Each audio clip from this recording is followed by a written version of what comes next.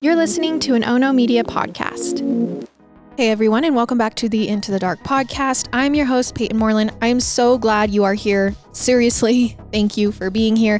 If you are watching on YouTube and can subscribe to the channel, turn on notifications, leave a comment, it's so helpful and just a good way to support the show. And if you are listening on podcasts and can leave a 5-star review, that would be so amazing, or even just share it with a friend. I love Into the Dark. It genuinely is my little baby, and I appreciate you guys loving it back. Before we jump into the episode, I just got done with the gym. I have been going, okay? I know it's insanity. I'm not like going and dying every day. I just go. Sometimes I only sauna. Sometimes I stretch. Sometimes I work out. Like today I did a little bit of arms. You don't have to go crazy. Mainly, it's just more for me to take care of my body, but also take care of my mind. So yeah, I've been doing that. I couldn't find, if you're not watching on YouTube, I have a mic that has a little puffer guy on top so that when I say my P's, it doesn't pop so hard. And I couldn't find it. It was just like the mic. I couldn't find my little pop cover. And turns out Daisy had found my pop cover. And I found it over in the corner with a little bit of bites in it. So she's not typically a chewer. So unless it was a mouse, which, why? What is it about me and mice? I don't know. They're a creature too. They need a place to live. Just live in the little hole in the wall. Okay. That's all I'm saying. Also, good news, you guys. I finally got my swing set installed. It is just a commercial swing, like a commercial swing set like you would find at a park, like the swings at a park. So it's tall. It's not necessarily for little kids. It's a little bit wider. The seats are, and I'm so freaking pumped. We put it in the backyard. There's 2 swings, and it's so amazing, and it fits so perfect. And the little cove that I put it in is just like the most serene, perfect place surrounded by like little trees. And honestly, I'm so freaking pumped about that. I think that is all I have before getting into the episode. But again, just thank you for being here and thank you for listening. Trigger warning, this episode includes discussions of suicide, so please listen with care. When it comes to feeling safe and secure, there is nothing like being in your own home. It is supposed to be a place where you can get away from it all and take care of your own needs. Whether you live in a house, an apartment, a dorm, or somewhere else, as the saying goes, there is no place like home. And if you can't be safe in your own place, that can be a tragedy. But if you are looking for safety, you really can't do much better than Kingswood Road in Sherman Oaks, California. I mean, at least in theory. See, Sherman Oaks is a suburb of Los Angeles, and it has several nice, very high-income neighborhoods. And Kingswood Road is a very wealthy cul-de-sac in Sherman Oaks. Each house on that street is worth millions of dollars, and the people who live there are well off. On top of that, it is the sort of place where the neighbors all know one another. Lots of families stay on Kingswood Road for years, and the people there have a tendency of settling into patterns. The locals know what time their neighbors usually leave for work or school, what sorts of cars they drive, and who's always ordering takeout. They also notice when people break their routines. Which brings me to a man named Charles Wilding. When he's born in 1951, his parents actually live right there on Kingswood Road in the 50s. He grows up there, and over the years, his neighbors get to know him as a friendly but pretty shy boy. He's very willing to play with the other neighborhood kids, but whenever a stranger or an adult tries to talk to him, he gets very quiet and nervous.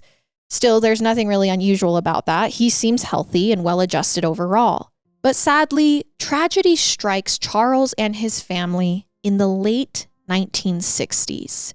Charles is just a teenager when his father passes away. And if anything, according to sources, that only makes him more withdrawn and quiet. As a young adult, he doesn't date or go out with friends. He never moves out or gets his own place. So for decades afterward, Charles continues to live in that same house on Kingswood Road with his mother. He never gets married, has any children. It's a small, quiet life where friends come by on rare special occasions. Charles almost never goes out, and he spends most of his time indoors. The only time he and his mother seem to leave the house is for a weekly grocery run together. But by the mid-2010s, it's been a while, okay? Charles's mother is getting older, obviously, and weaker. And to all appearances, that is hitting Charles hard. He doesn't smile when families walk by with their dogs and strollers. He doesn't pause to tell anyone good morning while he's doing their yard work. He becomes very private and keeps to himself. And then sadly, in 2017, his mother passes away.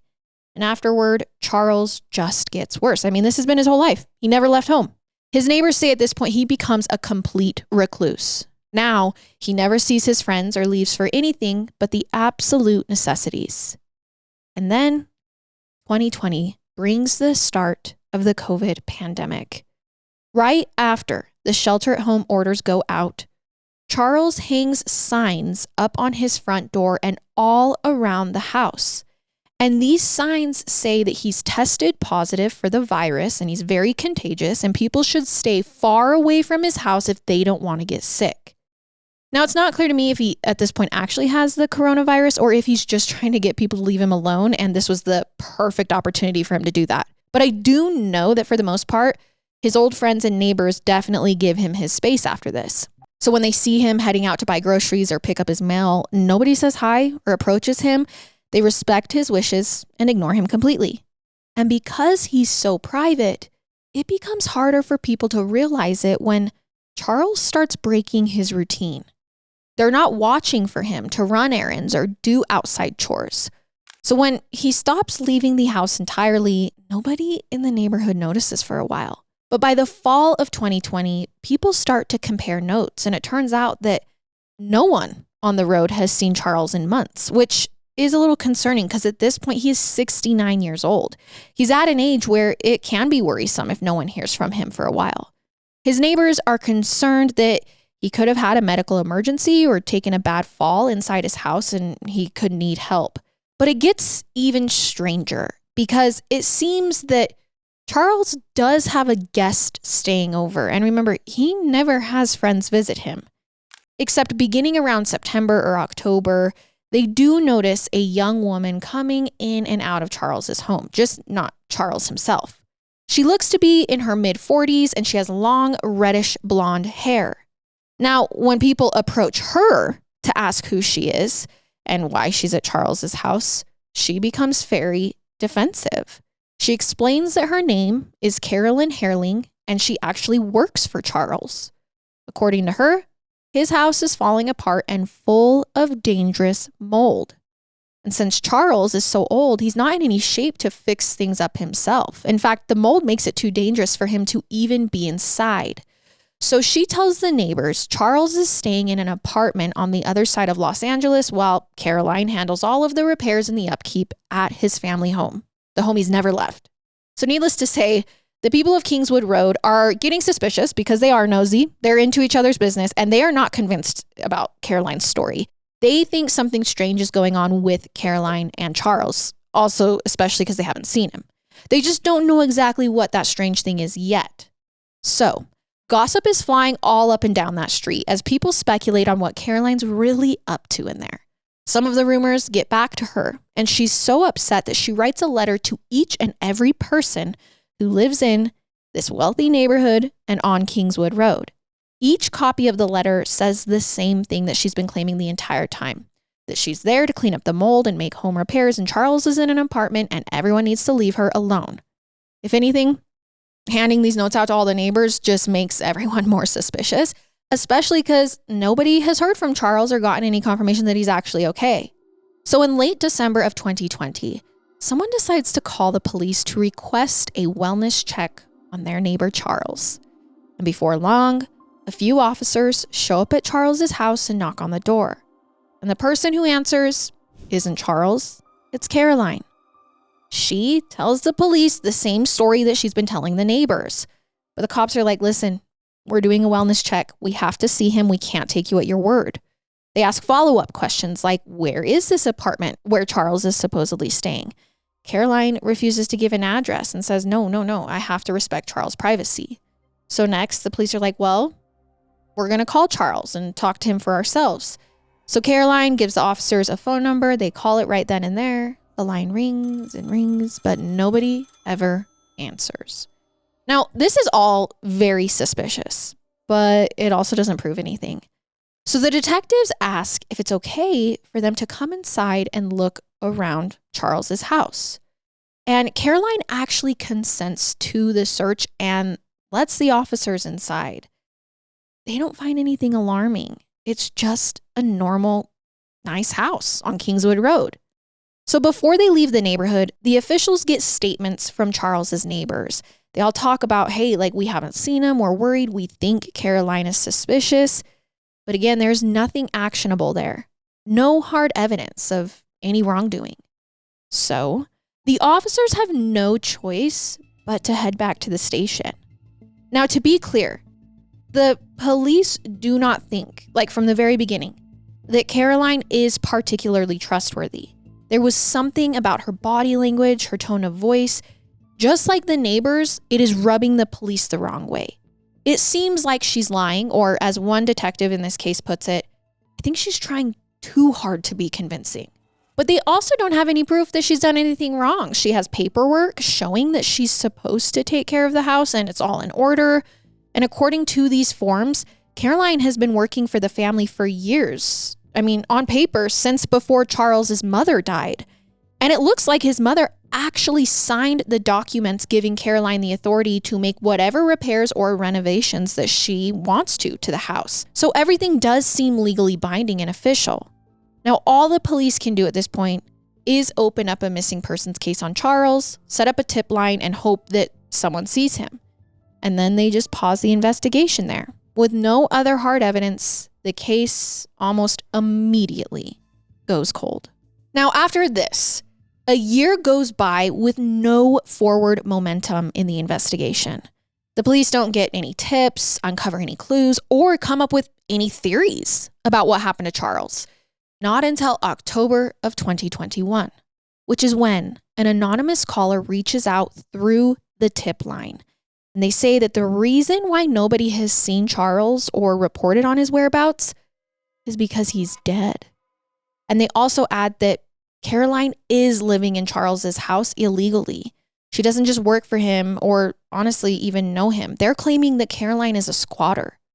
Even worse, they claim that Caroline has brought a lot of friends to come stay with her in the house, so they're all just crashing there rent-free, invading Charles's privacy while he's dead. Nobody knows it in this very nice upscale neighborhood. Now, the tipster doesn't have any proof to back up their claims, but since the police already felt suspicious of Caroline a year ago, they really have nothing else to go on. They're like, we'll look into this theory. And this is absolutely the right call because they realize the truth once they look at Caroline's history and finances. Because it turns out Caroline is a con artist. So her specialty involves stealing property and money from elderly, wealthy men and women, and those who have recently passed away. See, what she does is she likes to drive around in expensive, ritzy neighborhoods. And if she sees a house that's maybe a little run down, where the yard work hasn't been completely done, or the pool is dirty and full of algae, she will immediately pull over and find a way into the house. Because usually, if a home is in that state, it means whoever owns it has either abandoned it or they're too sick or frail to take care of it. Other times, she doesn't even bother driving around. She just hops online and searches for obituaries that include keywords like millionaire. Caroline's idea is that if a rich person recently passed away, their home might still be empty. And it only takes a little Googling for her to find these deceased millionaires' addresses.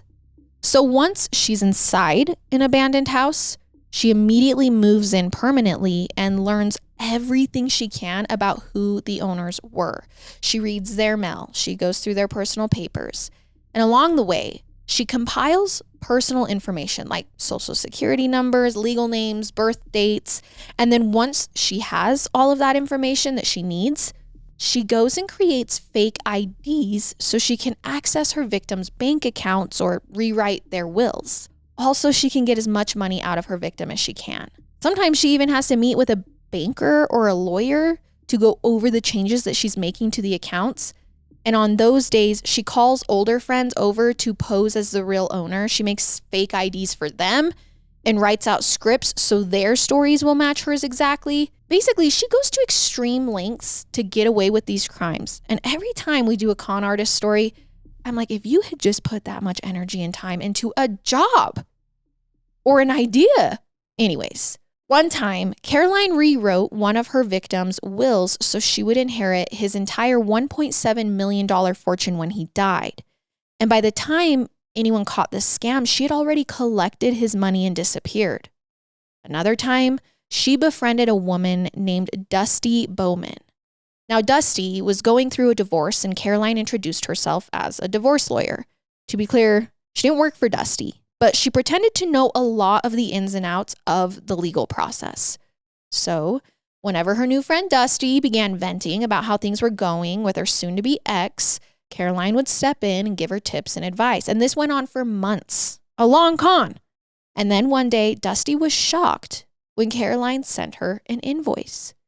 She said she was billing Dusty for her legal services to the tune of $100,000.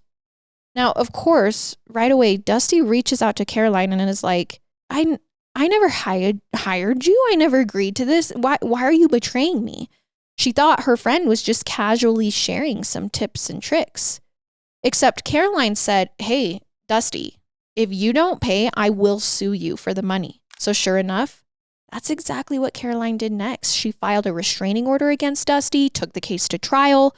Now, ultimately, Dusty won the lawsuit. She was able to prove that Caroline had no right to bill her for anything. But by the time she had gone through the whole lengthy process, Dusty had spent more than $10,000 on lawyer's fees. Meaning, even though Caroline didn't get a cent from her, she somehow still wasted Dusty's time and money and left her feeling incredibly stressed and on edge while also going through divorce, mind you. This isn't even the worst of it, though. See, back in 2018, this is long before Charles goes missing, a Los Angeles man named Robert Tascon decided he needed a fresh start. He had an alcohol abuse disorder and he knew he needed to get clean. So he picked up and moved to Texas to be closer to his sister and to focus on getting sober. In the meanwhile, his old house in California sat empty. That is, until Caroline was driving around, found it, and moved in. Now, I don't know exactly when she first broke into Robert's home, but somewhere along the way, he found out that there were strangers back in LA squatting in his place while he's in Texas getting help. So he calls the police to try and have them kicked out, but Caroline and her friends refused to leave. The whole process dragged out for years. I know that might be shocking, but this is a real thing. During that time, Caroline had forged a lot of paperwork to make it look like she was the rightful owner. Not only did this make it harder for Robert to evict her, it also made it easier for Caroline to sell the house.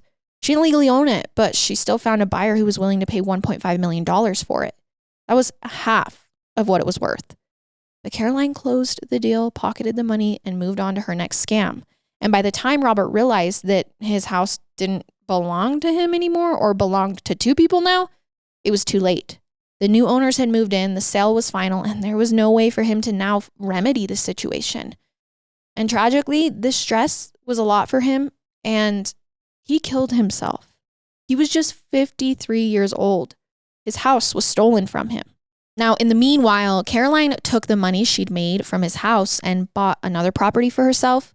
And oddly enough, instead of having her friends move in, she converted her new place into an apartment complex. So strangers could pay rent to stay there, and she and her boyfriend lived above the garage.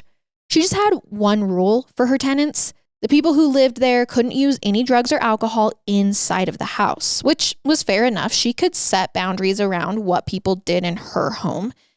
Except clearly, Caroline doesn't follow the rules that she made for everyone else. She and her boyfriend were using meth regularly above the garage, so she was collecting rent and violating the house rules. all while she was getting ready to run her next scam. Which now all of that brings us back around to 2020, when Caroline finds and moves into Charles's house. It's exactly the sort of place that she usually looks for, unkempt, a bit run down.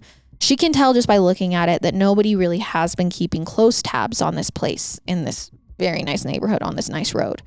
So she finds a way in and then calls her friends to come move in with her. She'd found another mansion.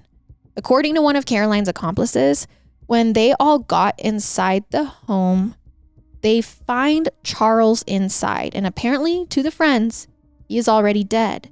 So everyone assumes that this man had passed away of old age in his home and Caroline moved in. But since none of them are doctors, they can't say for sure. Either way, they're like, we've hit the jackpot. We have this huge, beautiful, empty home in Sherman Oaks, and the real owner can't kick us out or call the police because he has passed away. And since nobody knows Charles is dead, there's actually also little risk of anyone else catching on to them. It's an opportunity for the perfect crime. So, for the next 10 months, Caroline and her associates live in Charles's house, and they leave his dead body in the house and let him rot. They do not contact a coroner or an ambulance. They don't investigate his death. Nobody thinks to even bury him to notify his next of kin. I'm not sure if he's just hidden or out of the way, but I do know that the police officers failed to find his body during that welfare check. Instead, Caroline and others get away with it until October of 2021, almost a whole other year. That's when the anonymous tipster tells the police what's going on. And the same day that that tip comes through, an officer calls Caroline.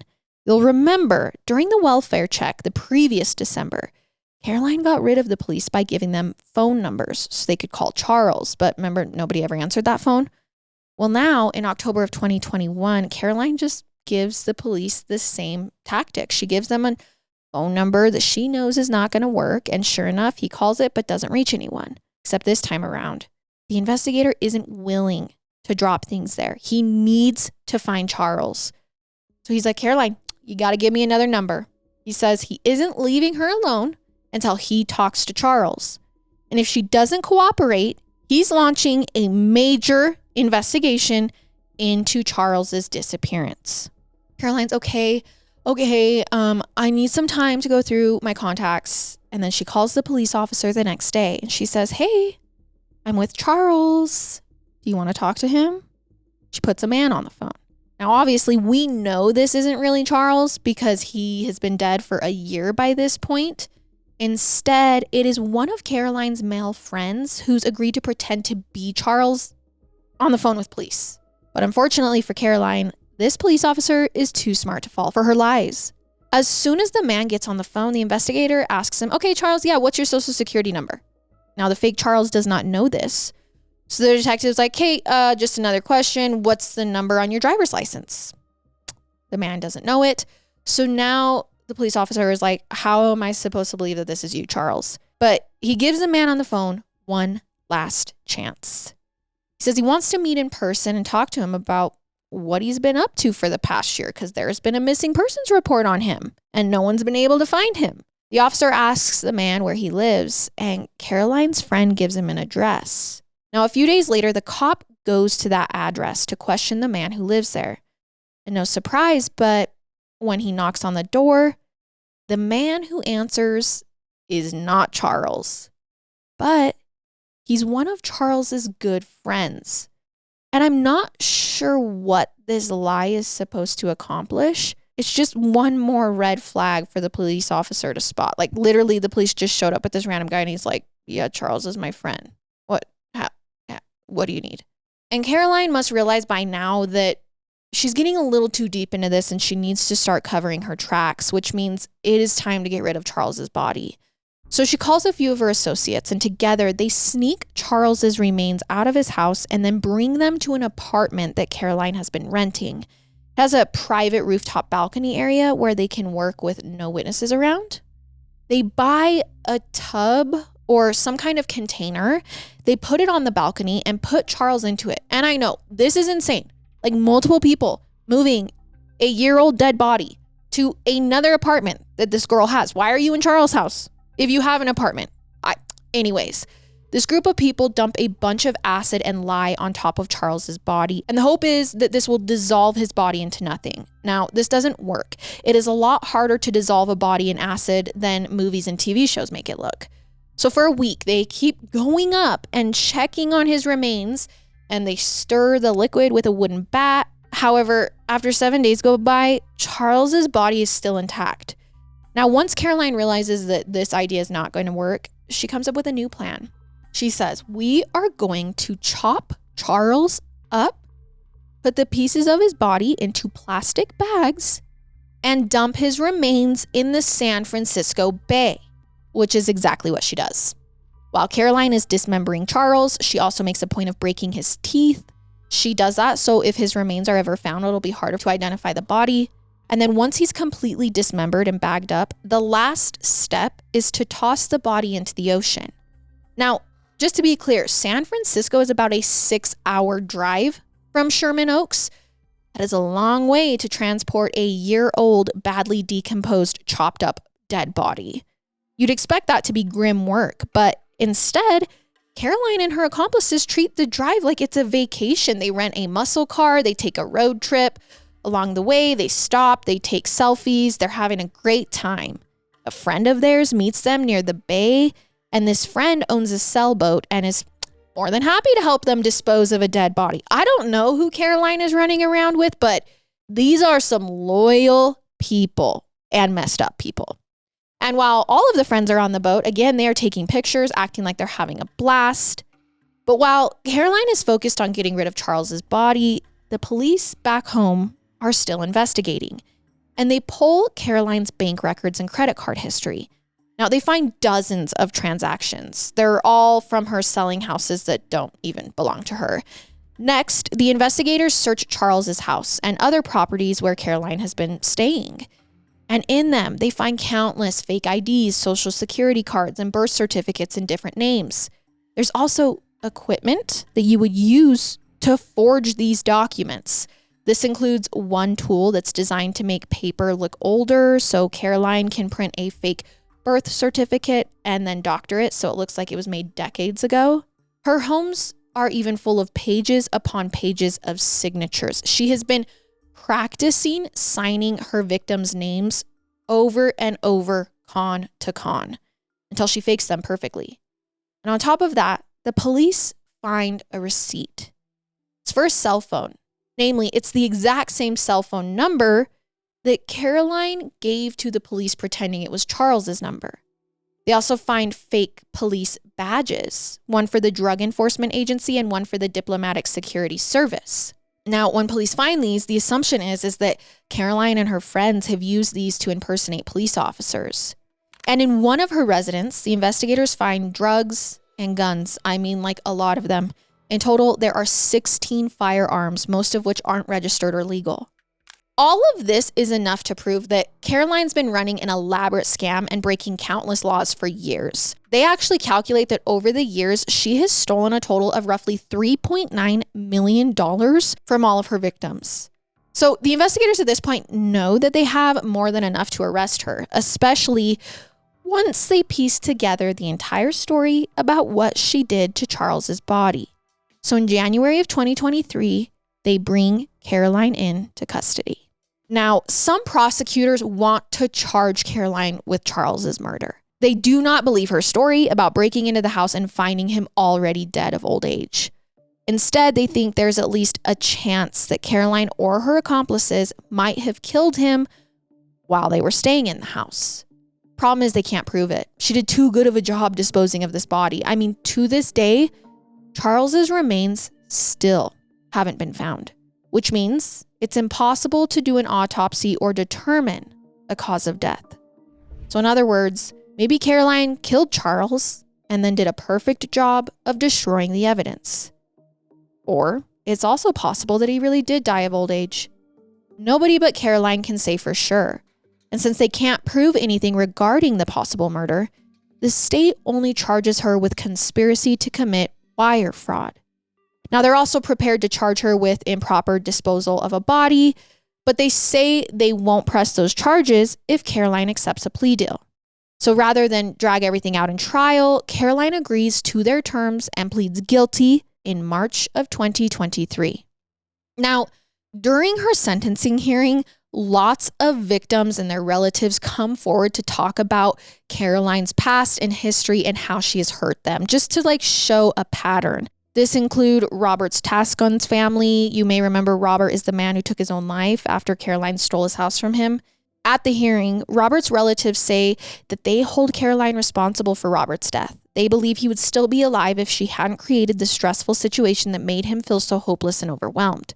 Now, Caroline tries defending herself by saying she's not responsible for Robert's mental health. Her lawyers also note that he had a history of other suicide attempts, so they say it's not fair to blame Caroline for his death, but ultimately, the judge still gives her a harsh punishment after hearing everyone's testimony. The reasoning is that even if she's not responsible for Robert or Charles's death, she is still a con artist and a thief and has affected a lot of people. She's the sort of person who would chop up and dump an old man's body in the ocean rather than let his family and friends bury him, all to just cover up her crimes. So as part of her sentence, she has to pay back all of the money she's stolen, $3.9 million, and she has to spend 20 years in prison. Now, the judge lectures Caroline, and I just want to include some of the things he said. He reminded her that Charles was, quote, a man and a human being. But it's clear that Caroline only ever saw him as a way to make money like she sees most people. At the same hearing, prosecutors give statements calling Caroline's behavior greedy and grotesque, causing profound pain to the victims and their loved ones. Basically, everyone agrees that even if her crimes technically weren't violent, they were incredibly harmful and horrible. Because even if Caroline didn't take Charles's life, she took his home, the place where he had lived his entire life, the place where he obviously felt safe. She took away Robert's sense of security that likely contributed to his death. Those are crimes that can never be undone. And even if we have no proof that it was violent, they can still destroy lives. And that is the case of Charles Wilding. Thank you guys so much for listening to today's episode, and I will see you next time as we go further into the dark together. Goodbye.